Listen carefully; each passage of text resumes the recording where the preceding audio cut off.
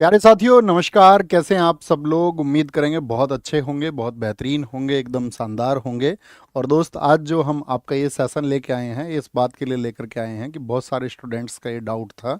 मेरे पास जिन साथियों के भी मैसेज थे बहुत सारे कि टारगेट बैच हमें लेना चाहिए या नहीं लेना चाहिए, यानी कि कौन उसको परचेज कर सकता है या कौन उससे जुड़ सकता है, या हम बात करें किसको उससे नहीं जुड़ना चाहिए। इस बात के बारे में भी हमको बात करनी है।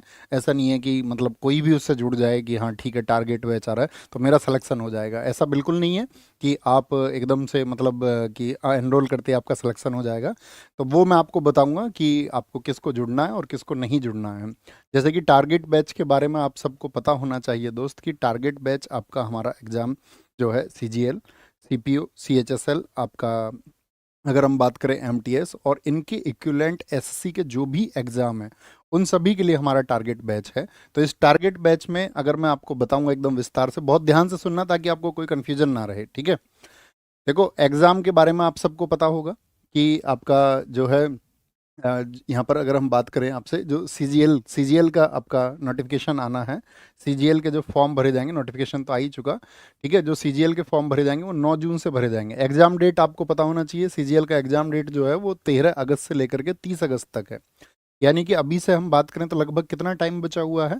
तो आप कहेंगे भैया जून में लगभग एक वीक जा चुका है, तो जून के आपका अगर हम बात करें 3 वीक बचे हुए हैं जुलाई के, और फर्स्ट ऑफ वीक आपका बचा हुआ है किसके लिए?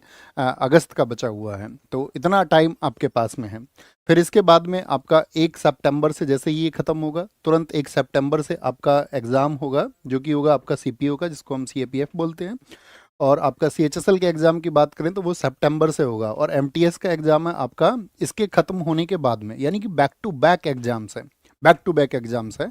आप सबको पता होगा हम पिछले लगभग अगर बात करें 6 महीने से फाउंडेशन बैच से जुड़े हुए थे, और फाउंडेशन बैच में हम पढ़ते हुए आगे चल रहे थे कि CGL 2025 को टारगेट करके हम उसके लिए आपका जो भी आपका फाउंडेशन जो मजबूत होना चाहिए, मतलब एकदम बेसिक टू एडवांस लेकर के हम उसको चल रहे थे, ठीक है। अब तक पढ़ते हुए थे। तो एग्जाम डेट है, तो एग्जाम डेट कब से है आपका? अगस्त टू सितंबर मेनली हम बात करें तो SSC के एग्जाम्स की। और उसी के लिए हमारा टारगेट बैच आया है। तो पहला क्वेश्चन तो ये रहेगा कि जी टारगेट बैच से कौन ज्वाइन कर सकता है और कौन नहीं कर सकता है। तो इस बारे में हमको बात करने के लिए जुड़ना था। तो सबसे पहले लिख लेना कौन परचेज करे, यानी कि कौन ले उसको। बहुत विस्तार से मैं आपको समझाऊंगा, साथ ही थोड़ा सा समय लेंगे आपका, सिर्फ 10 मिनट का, और एकदम से आपको समझ में आ जाएगा कौन ले। इसका पहला पॉइंट तो ये है, पहली शर्त क्या है? जो पहले ये एग्जाम दे चुके हैं। एग्जाम कौन कौन से? CGL, CHSL आपका, अगर हम बात करें CPO की और MTS की। तो एक बार मुझे थम्स अप करके बताना भी, जो इस एग्जाम को पहले दे चुके हों, जो अपियर कर चुके हों पहले, मतलब लास्ट ईयर आपने किया हो, उससे लास्ट ईयर किया हो, तो एक बार थम्स अप करके बताना जो ये एग्जाम्स दे चुके हों, ठीक है। एकदम क्लियर एंड कट रहना, ठीक है। कभी बाद में फिर आप ये बोले कि नहीं जी ऐसा नहीं था, मैंने तो इसलिए एनरोल कर लिया। जो एग्जाम्स दे चुके हो, पहली शर्त तो ये है, ठीक है। एक दूसरी शर्त क्या है आपका? 60% सिलेबस आपका कवर हो, उस पर आपकी कमांड हो। तो 60% सिलेबस को कैसे जज करेंगे जी? 60% सिलेबस हमारा हुआ है या नहीं हुआ? आप सबको पता है ऑफिशियल सिलेबस SSC का, जैसे हम बात करें आपका मैथ्स है, तो मैथ्स में टोटल टॉपिक्स आपको पता होंगे। तो आप देखना उस टोटल मैथ्स के क्या 60% टॉपिक्स पर आपकी एक अच्छी कमांड है या नहीं है, पहली चीज़। जैसे हम बात करें आपसे रीजनिंग का, तो रीजनिंग में भी सेम आपका, आप देख सकते हैं टोटल नंबर ऑफ टॉपिक्स गिन लें। भाई 60% तो सबको कैलकुलेट करना आता होगा ना कि टोटल 60% में कितने टॉपिक होंगे। ओके, फिर हम बात करते हैं आपका इसी में इंग्लिश। तो इंग्लिश के 60% पार्ट पर आपकी कमांड है या नहीं है, कवर कर चुके हो या नहीं कर चुके हो। और फिर बात आता है GS का, तो GS में 60% कमांड पर आपकी, यानी उसके जो टॉपिक्स हैं वो आपका क्लियर है या नहीं है। GS में थोड़ा मुश्किल हो जाता है 60% फाइंड आउट करना, तो फिर कैसे करें? यहाँ तो टॉपिक से देख सकते हैं, अब GS में तो बहुत सारे टॉपिक हैं। तो मैं ये कहूँगा आप मॉक टेस्ट लगाते हैं, मॉक आप लगाते होंगे कोई ना कोई, जैसे हमारा संडे का मॉक है, बाकी किसी प्लेटफॉर्म पर भी आप यदि मॉक लगाते हैं तो उस मॉक में आपका 60% स्कोर आ रहा है या नहीं आ रहा है, यही डिफाइन करेगा दोस्त कि आपका सिलेबस 60% कंप्लीट है या नहीं है। भाई अगर एग्जाम में परफॉर्मेंस आ रही है आपकी, तो सीधी सी बात है कि आपका उतना सिलेबस पे कमांड होगा। तो ये मुझे बताना आप, ठीक है, कि आपका अभी 60% जो सिलेबस है वो कवर है या नहीं है। और तीसरी मेजर चीज इसमें होगी कि आपको खुद पर कॉन्फिडेंस होना चाहिए कि हाँ, मैं आपका इस बार के इस एग्जाम को निकालने के लिए तैयार हूँ, इस बार के इस एग्जाम को मैं निकालने के लिए तैयार हूं। अगर ये कॉन्फिडेंस आपको अपने ऊपर है, जैसे कि आप पीछे ये बोलें कि मैं तो आपका 5 मार्क्स से रह गया था, 2 मार्क्स से रह गया था, 10 मार्क्स से रह गया था, यानी कि आप बॉर्डर लाइन पर थे और आप एकदम डिजर्व करते थे सिलेक्शन को, और इसमें से खुद पर कॉन्फिडेंस के साथ में 60% सिलेबस कवर है और आप पहले एग्जाम दे चुके हैं, और एग्जाम नहीं भी दे चुके हो और 60% सिलेबस है, ये और की कंडीशन है। या तो ये कंडीशन हो भाई आप एग्जाम दे चुके होगे पहले, अब ऐसा तो है नहीं कि पिछली बार भी बिगड़ तैयारी की गई थी और इस बार भी बिना प्रिपरेशन के जा रहे हैं, तो फिर तो कोई अर्थ है नहीं। फिर तो आप 10 बार भी बिना प्रिपरेशन के जाओ तो रिजल्ट जो है वो समान ही आएंगे, है ना, एक जैसे ही आएंगे। तो आप पिछली बार भी एग्जाम दे के गए थे और आप दे के आए थे उसको, और अच्छी तैयारी से दे के आए थे, और आपका मतलब किसी वजह से, किन्हीं कारणों की वजह से पॉइंट्स में या आपका सिलेक्शन रह गया था, तो ये अगर आपके पास ये हैं तो मैं आपसे प्रॉमिस करता हूँ कि you can get A job, you can get A job, ये मेरा प्रॉमिस है। और कोई भी एक जॉब आप पालेंगे इस बार श्योर, चाहे सीजीएल में से, चाहे सीपीओ, चाहे सीएचएसएल, या फिर आपका एमटीएस में से, या सिलेक्शन पोस्ट हो आपका, या फिर स्टेनो। अगर इतना आपको मतलब, अगर मैं रिटर्न की बात कर रहा हूँ, ठीक है, बाकी स्टेनो वगैरह के लिए शॉर्ट हैंड ये सब आपका फिजिकल, वो सब आपको अपनी तरीके से सीपीओ के लिए कवर करना पड़ेगा। तो मुझे ये बताना इन कंडीशंस पर कितने बच्चे खड़े हैं, एक पोल क्रिएट करो, उससे हमको भी आइडिया होगा। एक पोल क्रिएट करो, यस और नो। यस वाले लिखना जिनका ये पार्ट तैयार है, मतलब या तो एग्जाम दे चुके हो या 60% सिलेबस कवर हो। और दूसरी एक मैंने बात बताया कि खुद पर कॉन्फिडेंस होना जरूरी है कि हाँ मैं डिजर्व करता हूँ सिलेक्शन को और मेरा मॉक में स्कोर ये चल रहा है। तो यस में बताना वो सारे लोग जो इस कंडीशन में हैं, ठीक है। और जो इस कंडीशन में नहीं है वो नो लिखना, है ना, एकदम से फेयर लिखना, फेयर। ऐसा नहीं कि बेवजह आप यस लिख दें या बेवजह नो लिख दें, जो आप डिजर्व करते हो, ठीक है, जो आप डिजर्व करते हो इसमें से। तो एक चीज़ तो ये रही, तो इसमें हमने बताया। अब हम आपको बता रहे हैं कि इसमें जो आपका तैयारी होगा, प्रिपरेशन कैसे होगा। प्रिपरेशन की बात अगर हम आपसे करें कि आपको तैयारी हम कैसे कराएंगे, तो चूंकि 5 तारीख से तो आपका मैथ्स, इंग्लिश और रीजनिंग का क्लास शुरू हो चुका पिछले 5 से, तो उनके डेमो तो यूट्यूब पर हैं, तो आप वहाँ से जज कर सकते हो कि हमको किस स्पीड में पढ़ाया जाएगा, कौन कौन सी चीज़ें हमको पढ़ाई जाएंगी। तो जो इंपॉर्टेंट टॉपिक्स है एकदम एग्जाम ओरिएंटेड होगा, ऐसे नहीं है कि जी पूरा मुझे तो एकदम विस्तार से पढ़ना है, बेसिक टू एडवांस पढ़ना है। तो इसमें जो बेसिक चीज़ें एग्जाम के लिए जो ज़रूरी है वो बेसिक चीज़ें भी होंगी, और वो एडवांस चीज़ें जो एग्जाम के लिए ज़रूरी हैं वो भी होंगी। समझ पा रहे हैं मेरी बात को? थम्स अप करके बताएं मुझे कि मेरी बात आप सब लोगों को समझ पा रहे हैं इस बात को, कि जो प्रिपरेशन होगी वो एकदम से एग्जाम ओरिएंटेड होगी, एग्जाम ओरिएंटेड। और एग्जाम ओरिएंटेड से मतलब है मेरा कि आप जो सीजीएल में आपका जो ज़रूरी है, सीएचएसएल के लिए जो ज़रूरी है, सीपीओ के लिए जो ज़रूरी है, और एमटीएस के लिए जो ज़रूरी है, वो एकदम से एग्जाम ओरिएंटेड होगा, एग्जाम ओरिएंटेड। और अगर मैं आपको बताऊं, जैसे मैथ है और आपका उसके लिए पूरा टाइम मिलेगा, रीजनिंग के लिए आपको लगभग जो क्लासेस होंगी वो आपका 40 to 50 क्लासेस के बीच में होंगी, ठीक है। ऐसे ही इंग्लिश के लिए आपका 40 to 50 क्लासेस के बीच में होगा, है ना। लेकिन जो जीएस है, जीएस में आपको ईच पार्ट के लिए, ईच पार्ट से मेरा क्या मतलब है, प्रत्येक पार्ट के लिए, जैसे हम बात करें आपसे स्टैटिक जीके हम आपको कराएंगे, स्टैटिक जीके सारा जीएस होगा इसमें, चाहे हिस्ट्री हो आपका, ये दोनों मैं कराऊंगा आपको, static GK and history. Polity हो गया आपका, पॉलिटी हो गया, ठीक है। इकोनॉमिक्स हो गया, इसमें इकोनॉमिक्स हो गया, ज्योग्राफी हो गया, और आपका साइंस हो गया, क्या बोलेंगे, साइंस हो गया आपका। तो मैं आपसे ये कहूँगा कि इनमें से हर एक के लिए आपका 20 to 22 क्लासेस होंगी, सिर्फ इतने में इस पार्ट को क्लियर कराया जाएगा, इतने में। अब इतने में अगर पार्ट को क्लियर करा रहे हैं तो आप समझ गए होंगे कि बेवजह की इधर उधर की चीज़ें नहीं होंगी, ना बेवजह की इधर उधर की बातें होंगी। सिर्फ और सिर्फ एग्जाम ओरिएंटेड आपका क्या कंटेंट है वो आपको समझा के बहुत अच्छे से आपको डिलीवर करना है, और आपको उसको प्राप्त करके अपने एग्जाम के लिए अपने स्कोर को कैसे आप बूस्ट करेंगे। यानी उस 60% अगर आप कर पा रहे हैं 20, या 65 कर पा रहे हैं, 70 कर पा रहे हैं, उसको आप 80-85 पे कैसे लेके जाओगे। तो ये याद रख लेना, अभी मानक रखना इसका, ये मत बोलना फिर बाद में कि भैया हमको बताया नहीं था। तो एक पार्ट के लिए ऐसा हो सकता है 20 क्लास मिले, और किसी एक पार्ट के लिए 25 क्लासेस मिले, या इससे कम भी, आपका 18-20 क्लासेस में। तो जो कोर नॉलेज होगी ना, कोर उस सब्जेक्ट की, जो उस एग्जाम को, इन चारों एग्जाम के लिए जो कोर हमको चाहिए कि यही पढ़ना एकदम से क्रीमी, तो वो सिर्फ आपको डिलीवर किया जाएगा। बात समझ पा रहे हैं? यहाँ पर थम्स अप करें, इतनी बात समझ गए हैं। अब हमने आपसे दूसरी बात करनी थी यहाँ पर, कौन ना ले वो भी ध्यान दे। जैसे आपने इस बात पर ध्यान दिया ना कि कौन ले, तो कौन ना ले, कौन परचेज ना करे इसको, तो इस बात पर भी उतना ही ध्यान देना है। पहली बात तो मैं कहूँगा कि आपको तैयारी करते हुए अभी आपको देखना है कि मैंने कितने दिन से तैयारी की है। अगर आपको तैयारी करते हुए अभी 3-4 मंथ ही हुए हैं, 3-4 महीने ही हुए हैं कि भैया मैंने तो अभी 2 महीने पहले शुरू की तैयारी, तो मैं ये कहता हूँ बिल्कुल परचेज मत करना, ठीक है। फिर आप, ऐसा तो हो सकता है अपने स्कोर को 10-5 नंबर 20 नंबर बढ़ा लें, ठीक है, लेकिन सिलेक्शन के लिए मैं ये मानूंगा कि अभी आप तैयार नहीं हैं। तो एक तो वो कैटेगरी होगी जो एकदम से मतलब तैयारी करते हुए 3-4 महीने हुए हैं, यानी कि एकदम से फ्रेशर बच्चा है। फ्रेशर बच्चा उसी को कहते हैं फ्रेशर, कम से कम 6 महीने में वो थोड़ा परिपक्व होता है, ठीक है। तो आप लोग इतना लिख लो अपनी कॉपी पे, नेक्स्ट ईयर का टारगेट रखेंगे भैया, नेक्स्ट ईयर का टारगेट। क्योंकि देखो वो बोलते हैं ना, उसको अंधेरे में तीर चलाने का कोई फायदा नहीं है।